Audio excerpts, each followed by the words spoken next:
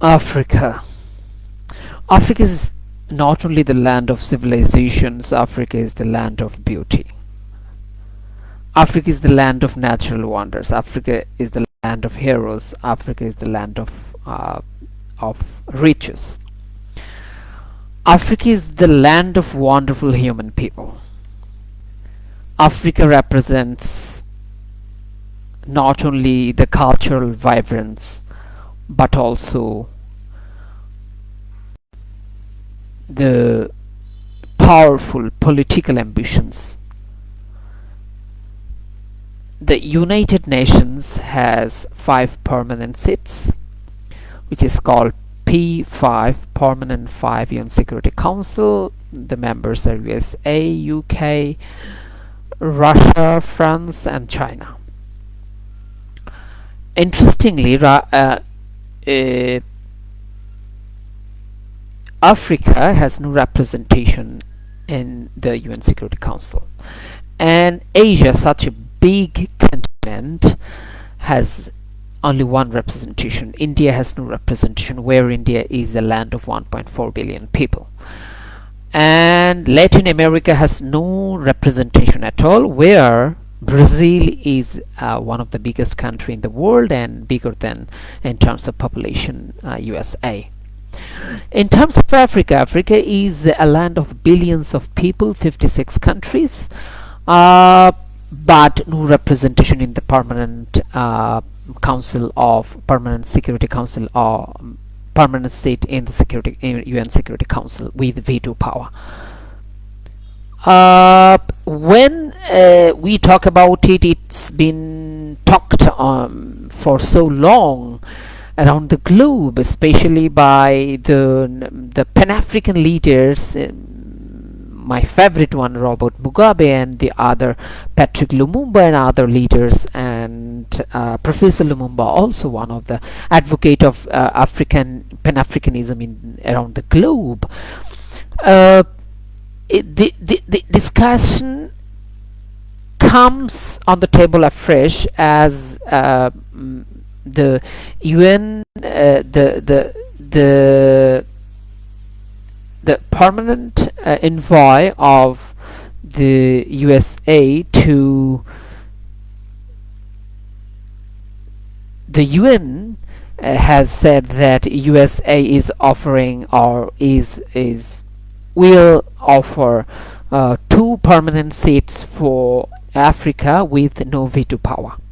The thing is very, I think, ridiculous. It ridicules me and experts around the globe, as the thing is that you are invited, you are given served food, you are sitting on the table, you can even take scent of the food, you can even comment about it, but you cannot eat it.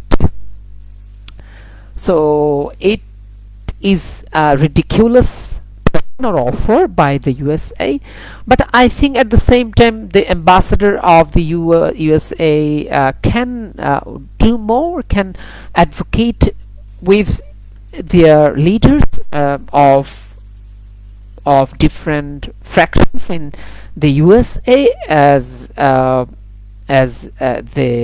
they are offering it. They can do more, as we believe that if USA offers it and plans it and also advocates for it, it is really possible, and some good fruit will come to the table.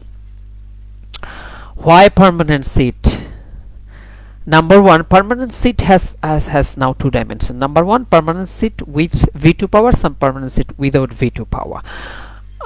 We are wanting to see a permanent seat with veto power for the Africans. Even it can be starting with one country for Africa and 1 country for Latin America. If it is 2 countries for Africa, it must be another 1 country, especially for India in Asia, and 1 country, Brazil, from the Latin America. That would be inclusive, and that would be more participatory, but the participation must be permanent with veto power, not without veto power. So we are enough invited on the table to take part, to send and comment on food, but not to taste. It's enough. Enough is enough. We are done. I think this is the time to unite Africans and African countries and African leaders especially, to come forward to boycott the UN every day, if they can advocate for it. The most funny incident is every year they are going to pleasure trip to the UN headquarters. They are delivering speeches in smart English, and they are coming back to their countries with no result. If African countries, African leaders can boycott one session, I think there will be change. Minimum, there will be a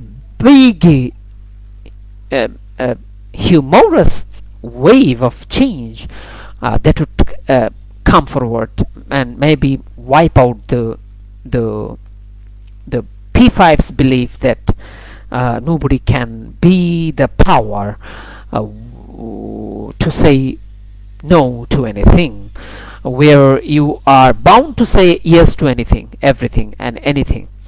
And if you say no, it's not no at all, because the final veto power lies in 5 permanent members.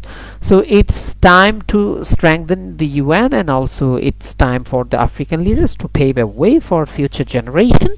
They did enough mistakes in last couple of decades, but I think this is a historical crossroad where they are standing, and they can take a good decision, and the decision will change the fate and future of the next generation of Africans.